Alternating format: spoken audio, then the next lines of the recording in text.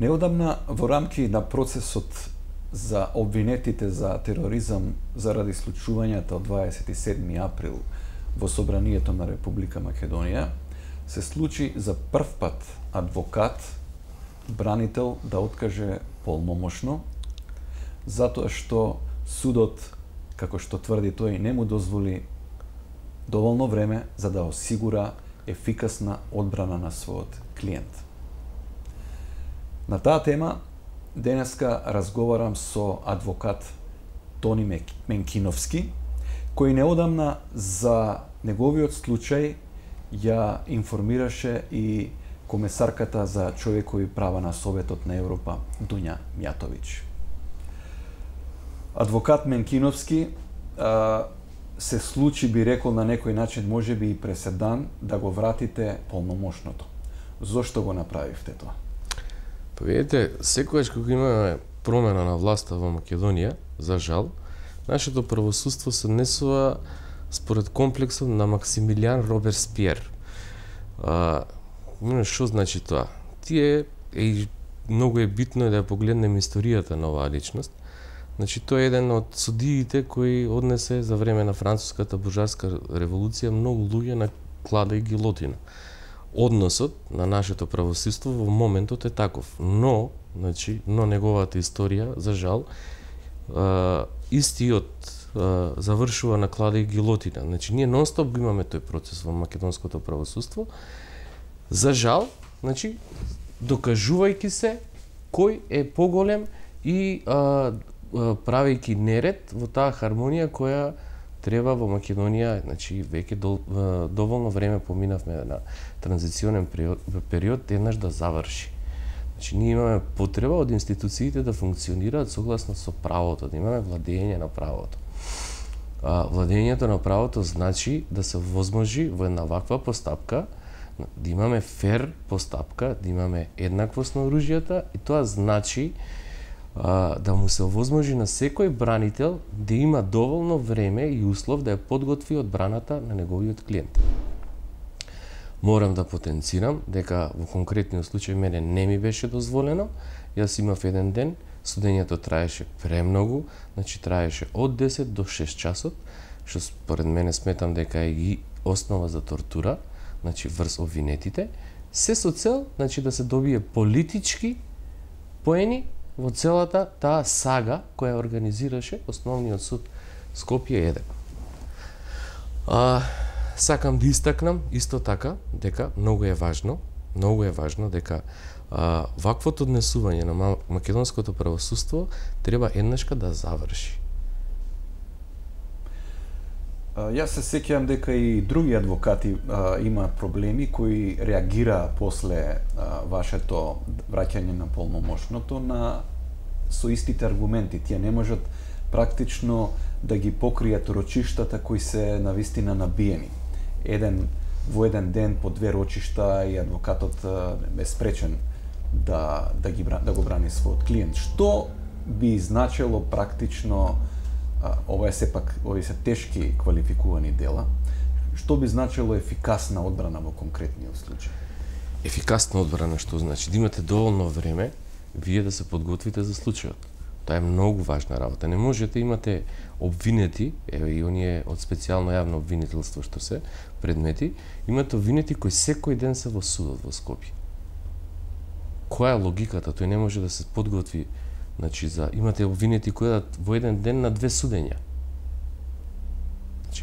Македонија, согласно Европската конвенција, сите ратификувани меѓународни стандарди, е должна да го организира судскиот систем онака како што е пропишано во тие меѓународни акти, или поточно, таа е должна да овозможи време и услови за секој да има фер и правична постапка. Обврската е на Македонија, внимавајте, обврската е на Македонија како држава, на институциите. Не е обврската на обвинетиот и на неговиот бранител. Јас, за жал, присуствував и на тоа судење каде 3 бранители беа казнети дека не присуствуваат на судење, тоа е судењето за Топлик, по 1000 евра, а внимавајте, тие се наоѓаат во истата зграда на друго судење. Тие не го избегнуваат судењето. Едноставно судот намерно, според мене, тенденциозно го организира судењето на овие предмети како би се покажал некој политички ефект во јавноста. И јавноста, значи, како некоја турска сага, би го гледала тоа и не остава доволно време и можност за да тие бранители се подготват за другите судења. Да, сепак судењата не се трки на коњи па кој победи, Апсолутно. тоа е неговиот медал. Станува збор за квалитетни пресуди, нешто што во нашата судска пракса не сме го достигнале потребното ниво. Ние не сме го достигнале тоа ниво од причина што ние нон-стоп имаме реформа. Нас ни треба реорганизација на правниот систем. Реформи, значи ние имаме реформа за реформа, реформа за реформа. Дури и самите суди, оние квалитетни, се истоштени од таа реформа. А имаме, како што кажав, оние кои патат од тој комплекс на Максимилијан Робеспиер, значи суди па кои фрлаат голема сенка на судството, однесувајќи се спротивно на оние принципи и начела кои значат владење на правото, значи па еднаквост на оружјата и така натака. Предпоставувам дека вашиот допис во кој информирате известувачот за човекови права Мијатовиќ дека сте немале можност за ефикасна одбрана, допрела и до ушите на македонските суди, веројатно се информирани за тоа, се мониторираат овие судски рочишта, но еве судиката Вилма Русковска вчера изјави дека не е точно Обвинителката се извинува. Обвинителката. Да. Не е точно дека рочиштата траат по 13 часа и не е нарушено правото на одбрана. Видите, ова, значи, е тенденција, како што кажав, из овие прашања, значи, судиите и обвинителите ќе треба да се одговорат на Комитетот за превенција од тортура, каде јас упатив барање, бидејќи сметам дека на овој начин се врши понижувачко однесување, бидејќи тортурата не е само физичко насилство. Значи, тоа е понижувачко однесување кон обвинетите. Имате ситуација, и веќе земам пример, двајца пратеници од Охрид, значи, кои патуваат секој ден до Скопје. Значи, тие стануваат во 6 сатот со бајле, значи, доаѓаат во 9:30 во Скопје ги носат, бидејќи се тие во домашен притвор. Следат судење до навечер 6, значи 8 часот, се враќаат назад потоа во Охрид и другиот ден имаат повторно судење. Па не ли ова тортура? Значи, и тоа се прави повеќе денови, значи, вие сметате дека може некој да го издржи ова? Ова е нечовечко постапување. Ако Македонија сакаше, или поточно сегашните представници на Основен суд Скопје 1, што и тоа е дополнително прашање, бидејќи ние концентриравме моќ во еден суд и тоа е многу голема грешка која е направена. Значи, ако Македонија сакаше, можеше ова да го организира во најдобар начин. Прво, предпоставката за невиност во овие предмети е срушена. Ние имаме ситуација сега во Македонија пред референдумот, излегува портпарол на општина и кажува дека се поднесени кривични дела. Излегува портпарол на Министерство за внатрешни работи и кажува дека се поднесени кривични дела и ги кажува лицата со цело име и презиме.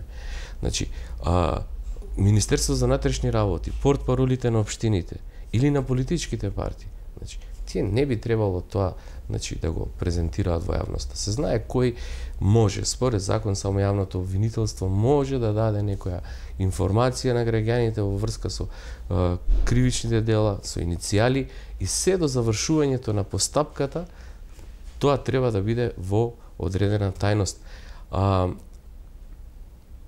Со ова се врши влијание врз граѓаните, се влијае врз поротата, значи имаме еден повратен процес и тој процес, значи, става сенка на целокупното, значи, однесување на правосудството во Македонија. Ние имаме потреба од реорганизација. Овие предмети и процеси може да се изиграат во една недела, ама во разумно време. Доколку им се оставеше разумно време на одбраната, можеше во една недела сите да се завршат. Немаше потреба да се прават вакви сеанси. Вие сега имате случај, па да не зборуваме во делот на обвинението на обвинителката, која според мене е катастрофа, нема глаголи во обвинението, нема действија, значи нема според мене семантички треба тоа да се приуреди уште 10 пати. Ние имаме случај каде, значи имаме случај, зборувам за тероризмот, каде значи 31 обвинет со 31 адвокат, уште 31 помошник, имаме само 100 луѓе присутни од страна одбраната во една судница. Значи, ние немаме ни просторни услови за таква работа. Имаме ние еден процесен институт во нашето право, се вика оценка на обвинителен акт. Ако некој земе да го измери тоа, до сега ниту еден обвинителен акт не е отфрлен. Имаме... Зашто не се прави тоа? Тоа... Пак заради политичкото влијание? Апсолутно. Значи, судството е тоа кое треба да ја врати демократијата во Македонија. Да, меѓутоа кај нас наопаку се прават и она што вие го викате реорганизација, другите го викаат реформи. Гарант на реформи, судските реформи е премиерот Зоран Заев и од тука почнува приказката да се развива наопаку. Имате политичко влијание во независноста на судската власт. Во самиот старт е поставена наопаку куќата. Политичкото влијание е огромно. Значи, многу е жално што кај нас реформите ги прават секогаш едни исти луѓе. Само во различни времиња. Дополнително, никој не ги прашува судиите кои проблеми ги имаат, ниту обвинителите. Никој не се грижи за судскиот буџет, дали е тој навистина независен. Јас имам податок дека судот допринесува во целокупниот буџет многу повеќе него што зема. Ние треба да возможиме судска независност, треба да возможиме услови во судовите, услови на обвинителството. Значи, ние еднашка треба да завршиме со тоа поглавје во Македонија и да почнеме ново поглавје, кое се однесува на економија. Оваа ситуација има импликации во сите сфери на општественото живење. Ние имаме сега моментално сага која се вика правосудство и ако немате што да правите, гледате, овај му поднесе кривична на тој, значи тој е обвинет за тоа. Видете, тоа се човечки животи. Би се повикал Менкиновски на изјава на Добрила Кацарска, председател на судечкиот совет, која според мене е селективно повикување на случаите, примената на судските пресуди од Страсбур во домашното законодавство, кои би требало да бидат нели како на така наречено case law. Кај нас не се почитува тој принцип, но во овој случај таа вели дека судските рочишта траат толку долго заради од економски аспект, значи да има некакво штедење и заради принципот правото на судење во разумен рок. Разумен рок во предмет со 31 обвинет, мислам тоа сега бешење на баби и жаби.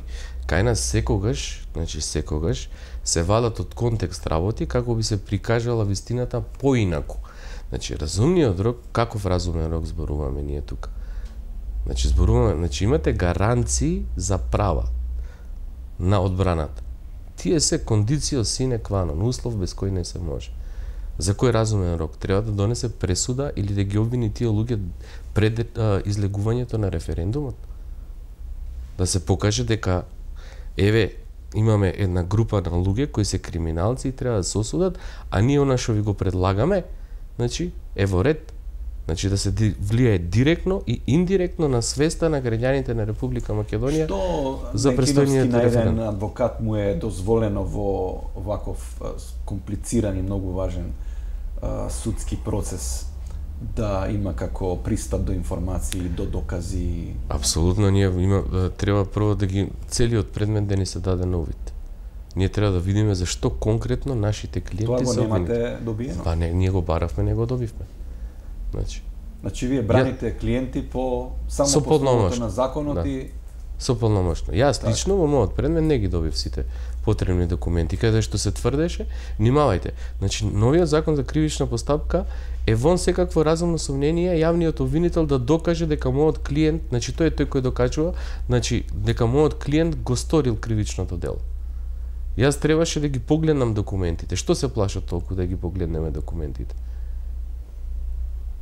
Зошто? Мојот клиент, значи, мојот бивш клиент се спомнува 3 пати во предметот. И нема причинско-последичната врска за мојот клиент.